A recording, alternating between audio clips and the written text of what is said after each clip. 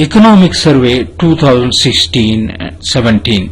Economic Survey and Budget almost go hand in hand in Parliament. Economic Survey in fact precedes the presentation of the budget by a month or so. In a way it heralds the presentation of the budget and it presents the state of economy during the 12 months of a financial year. The Economic Survey basically indicates the health of the economy. It indicates the health of the economy in terms of GDP growth, inflation, employment, and various sectoral growths, which are the key indicators to understand the economy as such. It also predicts a possible economic scenario and suggests in a broad way possible action points which the budget may or may not take into account and act upon it. This year's Economic Survey is special. This year, that is for financial year 2016-17, the Economic Survey was presented in Parliament in January 2017 itself, that is 1 month before the budget presentation in February 2017. This is an essay on an economic survey of 2016-17 and its key points, and along with the budget of 2017, it will be an important topic for the coming examination. Now let us see what are the key points the Economic Survey has pointed out and discuss them in detail. The Economic Survey has advocated reforms to unleash, that is open up, economic dynamism and social justice. That is the way the report has opened up itself and suggests the government. Now these challenges, it has identified challenges, and the challenges are ambivalence, first of all about the property rights and the private sector, and there are deficiencies in the state capacity itself, of course, which is a well-known fact in all the economic surveys, and it is state incapacity is evident especially in delivering essential services, and it is associated with the inefficient redistribution. These are the opening points the Economic Survey makes. Now, it also highlights the need for a further privatization of the ailing sectors, especially the civil aviation and also the banking and also the fertilizer sector. It also talks about essential services such as health and education, which are considerably weak. It is because of various factors like low capacity and a very high demand for them, and associated unfortunately with these essential services are the corruption, the clientelism, that is nepotism and favoritism, the various rules and red tapeism associated with the delivery of such essential services. Further, Economic Survey advocates reducing subsidies, especially in the petroleum products, and it advocates the employment of a technology. It is because technology, as well known, is a main instrument for any economic reforms. According to the Economic Survey, the Indian economy presently has a lower inflation, and also the fiscal discipline is there, and there is a moderate current account deficit, which are the very positive and very hopeful points for the coming financial year, and it should help the overall economic development. Further, it points out there is a stable rupee-dollar exchange rate in the international market, and importantly, the growth rate of GDP in 2016-17 is at 7.1%, though it is slightly lower than the previous year of 2015 and 16, which was at 7.6%. Even then, this figure is fairly high as compared to the overall global situation. Now, the Consumer Price Index is an important factor here, and this consumer price index that is based on core inflation is said to be stable, and it is at a 5%. As regards the fiscal aspects of the economy, the Economic Survey points out that the indirect taxes have grown by nearly 27%, which indicates a fairly high capacity of consumers to purchase the various day-to-day items. There is also growth in revenue expenditure. That is because there has been an increase in salary and there is a seventh pay commission, and the creation of a capital asset is an important factor here. Now, as regards prices, the consumer price index, first of all, is under control, that is 4.9% or nearly 5% as said before, and that has gone down from 5.9% in 2014 and 15, which is fairly a positive point as regards the prices and the inflation aspect for the consumers in general. The wholesale price index has averaged 2.9% in 2015 and 16, and inflation now basically for the Indian economy generally is driven by food items and pulses, especially in 2015 and 16. As regards trade, economic survey points out that there has been a negative export growth and imports have declined by 7.4%, but same time surprisingly the trade deficit also has declined. There has been an inflow of foreign direct investment and inflow of foreign portfolio investment as well from individual foreign investors. Therefore, the foreign exchange reserve has increased. Now, rupee is performing in the international market better than the many emerging market economies and the other developed and developing countries as well. As regards external debt, the economic survey points out that there has been a decline of US dollars to an extent of $0.8 billion. Now, these debt indicators of Indian economy compare well with other developing countries. Now, we come to the economic situations of different sectors, basically starting with the main sector, that is agriculture, which is very important for the Indian economy. The agriculture sector, according to the economic survey, has grown at 4.1% in 2015 and 16. That is because monsoon rains have graced the country and they are much better than the last year. The coverage under rabi crops, wheat and grams also have grown higher. Therefore, the agriculture is fairly doing well. The next aspect is the industry. Industry has slowed down according to the economic survey, and it is at 5.2%, and there is a fairly big decline from 7.4% in the previous year. There are 8 core industries the economic survey points out, that is coal, crude oil, natural gas, refinery products, fertilizer, steel, cement and electricity. And these sectors have registered a growth of 4.9% which is less than 2.5% as compared to 2015 and 16. Therefore, there is a concern of the lower industrial growth and the resultant employment effects. Now, as regards refinery, fertilizer, steel, electricity and cement, they have increased the rate of growth. The crude oil, natural gas have, however, fallen in their growth. As regards services, the service sector has grown at 8.9%, which is almost the same as in the previous year of 2015 and 16. In these services, the public administration figures very prominently, and public administration has picked up in this, so also the defense sector and other services. The 7th Pay Commission and the consequent implementation has played an important role for the growth of service sector.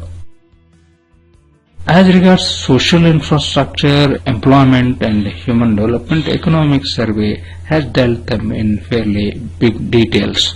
The few major points it has brought out in this area are the Rights of Persons with Disabilities Act of 2016 that has been introduced, and this act, it has been recommended and praised that it will secure and enhance the rights and entitlements of persons with disabilities.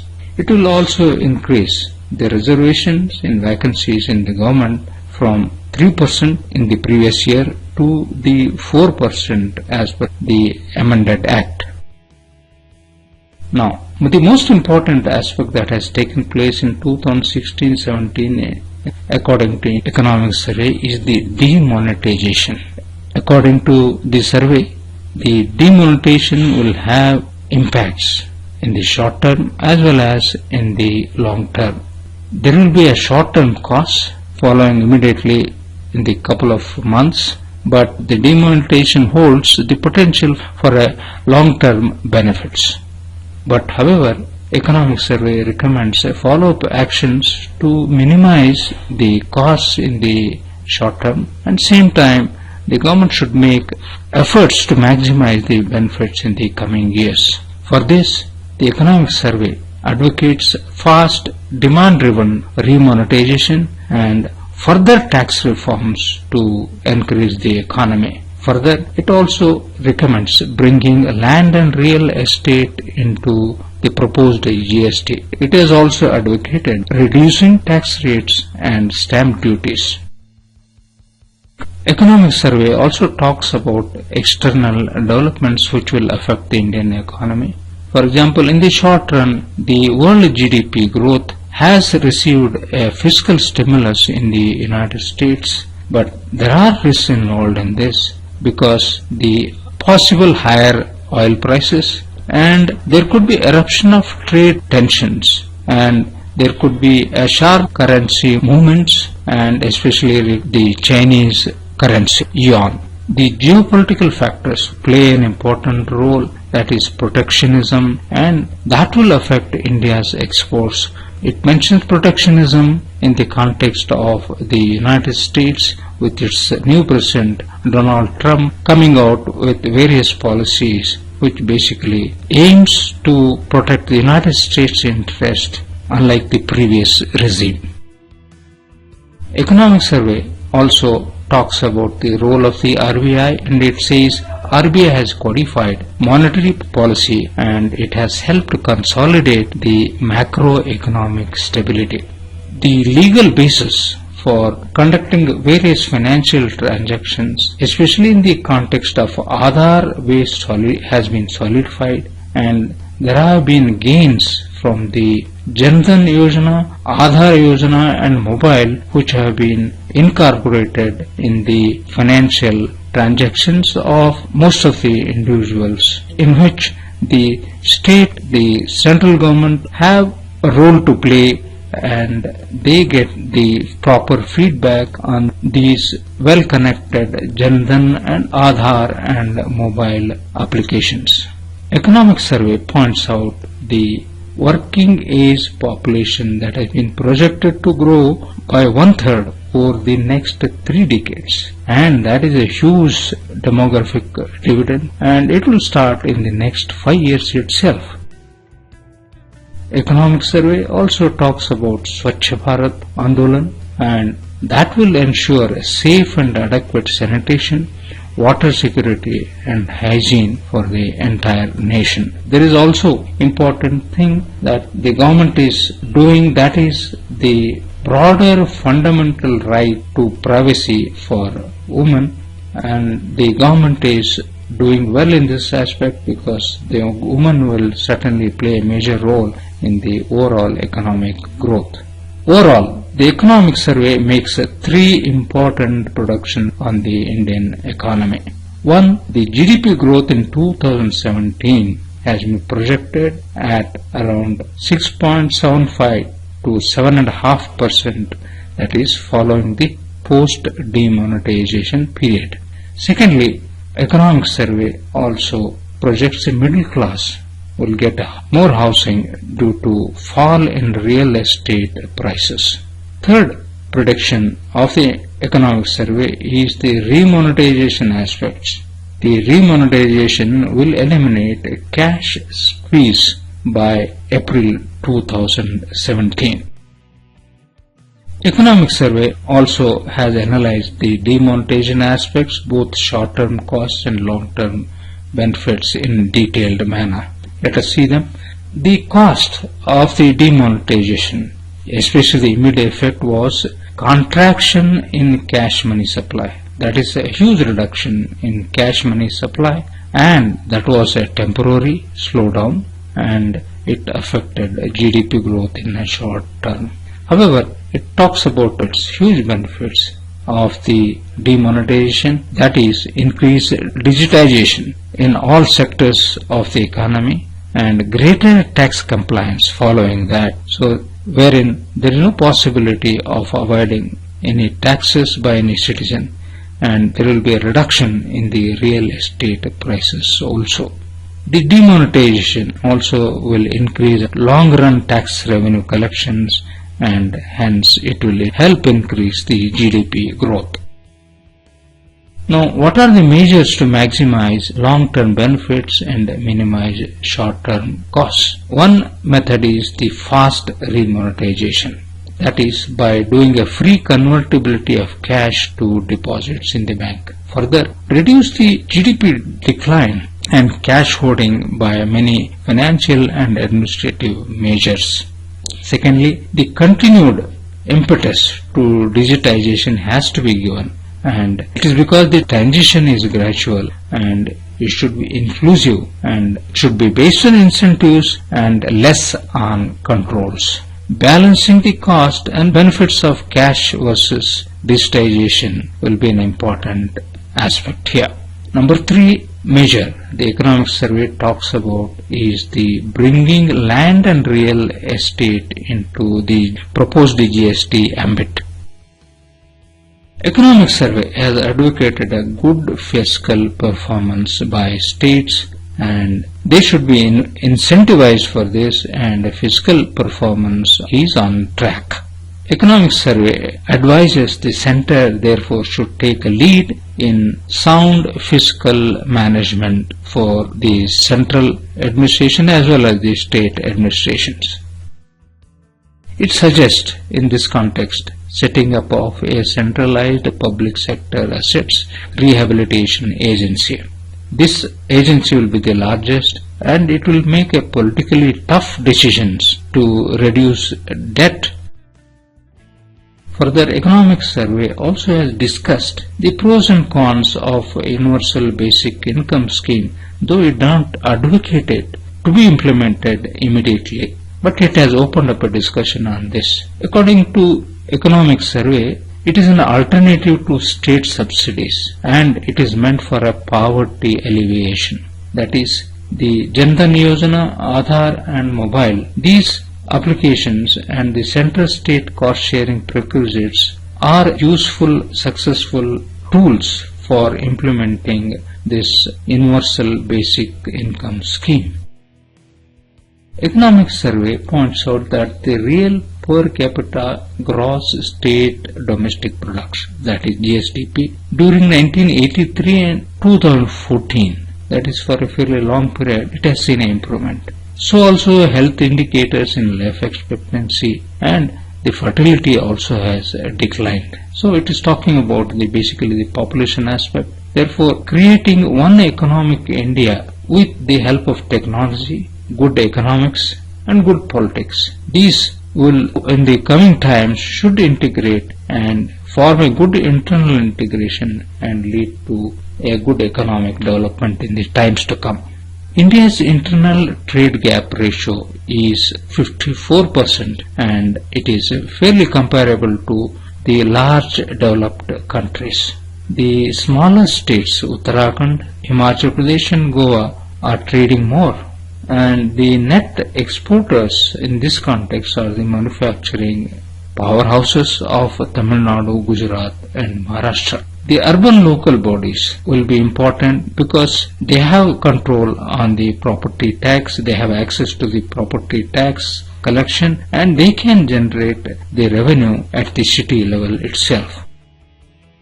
Further, economic survey highlights the role of the apparel and leather industry. They will be key to the generation of formal and productive jobs. Economic survey points out the need for reforms in labor and tax policies, and they should be globally competitive. Labor migration in India is increasing. If you look at the 2011 census and the railway passenger traffic that is studied from time to time in a fairly updated manner. So therefore, there is a massive increase in the intercity and inter-district migration figures. So it indicates that language, because India has many languages, and this language is no longer a barrier to the flow of people across the country from one place to another. Economic survey therefore talks about the redistributive resource transfers, that is RRT, and it should be linked to fiscal and governance of the states. Annual per capita RRT flows for all northeastern states except for Assam and Jammu Kashmir have exceeded the per capita consumption expenditure, which defines the all India poverty lines. Further, coming back to the overall fiscal administration, fiscal situation of the country, the economic survey points out that the fiscal activism that is being practiced by the advanced economies following the slowdown in the last decade is basically not so relevant for India. That is because India's experience already has proved the validity of its own fiscal policy principles that it has followed in the last few years, and that is from 2008 and 9 global financial crisis, which India faced fairly well, whereas internationally the fiscal policy was not really successful those years. However, there is a need, according to economic survey, the paradigm shift from emphasizing on debts to deficits. But India's experience has reaffirmed the need to contain a fiscal deficit greatly.